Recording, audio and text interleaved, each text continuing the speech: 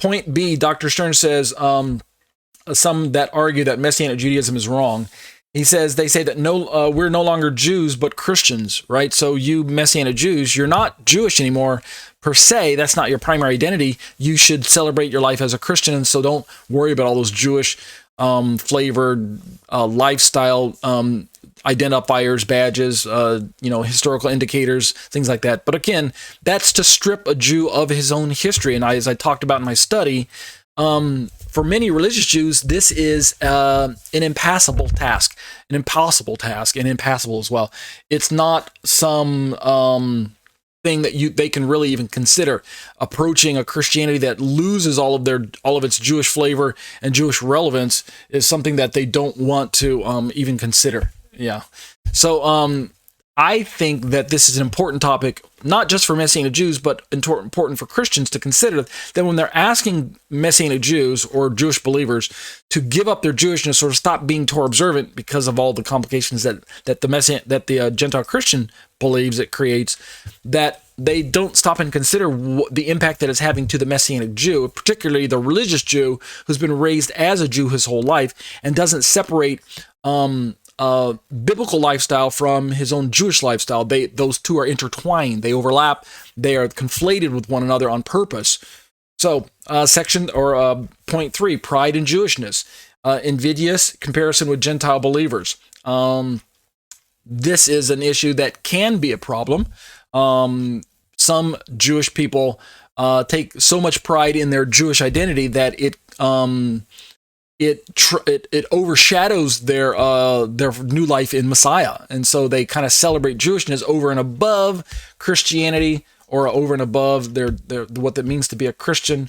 And so in that sense, they end up being wrong-minded, strong-headed, prideful in their Jewishness, and even to the point where they compare themselves negatively against, or kind of presumptuously against, Gentile believers, which again, the solution to that is to realize that we Jews and Gentiles are both equal in Messiah. We approach the problem the same way. We're both equal sinners when it came to being in need of a Messiah. Therefore, the solution is the same. We're both equally recipients of God's grace, and so we don't have any room for judgmental attitudes of hey, I'm better than you, I'm God's chosen, you're not, God chose the Jews, not you, or any of that, I'm the people of the book, you're not. We don't have any room for all that pride and Jewishness in the wrong manner. I mean, we can be proud as Jews, but not in the wrong. You guys already know that pride, the word pride and being proud, can be either a positive thing or a negative thing. We're trying to avoid the negative one. Point D, heretical overemphasis on Judaism. This one is similar to having a pride in Jewishness from the ethnic perspective, but an overemphasis on Judaism takes it into the realm of religion and religious practice, where there's the overemphasis on religious Jewish writings and teachings and halakha from the sages, an overemphasis on Talmud, Mishnah, Gemara, all of the rabbinic writings, the rabbinic teachings, and overemphasis on Judaism as a program, so that it pushes Gentile Christianity out of the picture. It doesn't see any room for Gentile Christianity. Again, all of this would be wrong-headed and would be unnecessary in a Messianic Judaism that embraces the Gentile Christian side of the house, and vice versa. So we're talking about incorporating Messianic Judaism and Gentile Christianity, and making us understand that we're one new man, drawing from the Ephesians 2 passage that Paul wrote about again. We are one new man in Messiah. This doesn't mean we erase our distinctives, but it means we learn to work together with one another to build up the kingdom of God and to honor God and to present a Messiah to the world that's equally the Messiah of Jew and Gentile. And then lastly, in point, point E, Judaizing. We don't want to be guilty of forcing Gentiles into a place where they have to feel like they have to embrace a Jewish lifestyle or Jewish identity. We Messianic Jews are certainly, and should be certainly be, against forced conversions or even coercive conversions, where we are trying to make Gentiles believe that their ethnic identity is incomplete or lacking in some way.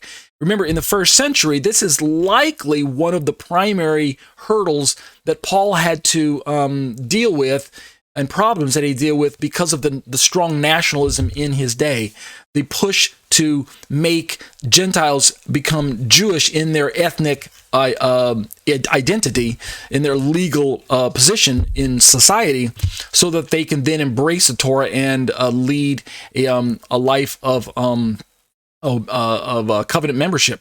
In other words, from the perspective of many in the first century, certainly not all, but if history is any indicator, not just non-Jewish history, but Jewish history, then it seems like ethnocentric Jewish exclusivism and nationalism, this idea that the Torah is a document for Jews only, was very strong in the first century. And so that's what we're talking about, Judaizing, turning Gentiles into Jews. One note on this word Judaizing. I know it's popularly taught in Christian circles that Judaizing is equal to keeping Torah. Telling Jewish Gentiles that you need to keep Torah is identified and interpreted by many Gentile Christians as Judaizing. So, for instance, if I am invited to a standard Christian church, a Baptist church, for an example, and I show up looking like a Messianic Jew, right? I've got my kippah, I've got my tzitzit, I've got my Jewish outfit on, if you want to call it that, Jewish-looking garment, and I show up and I'm invited to speak, and I speak on the topic of Torah observance, and from the pulpit I'm telling these Gentile Christians, hey, guess what? The Torah is not a Torah for Jews only. The law of Moses has not been done away with. Replacement theology is wrong, and Gentiles are in fact empowered and covenantally bound, just like we Jews, to keep Torah. Are you divinely invited to keep it? Yeah, that is part of the answer. You are divinely invited by God to keep it, but it's more than that. You are actually covenant bound because you are a true covenant member if you believe in Jesus. So hop on in and jump in the river and get wet with the rest of us Messianic Jews, and let's just start keeping Torah together without distinction between who's a Jew and who's a Gentile, to say, well, the Torah, this part's for us, but that part's not for you, etc., etc. Well, many within Christian circles might say that what I'm doing is I'm Judaizing from the pulpit. I'm teaching these Gentiles that they need to keep Torah. Notice I didn't say that they need to keep Torah. I'm simply saying that we should be keeping Torah. For what purpose? For the purpose of pleasing God, for the purpose of expressing covenant loyalty, for the purpose of walking in holiness in matters of sanctification.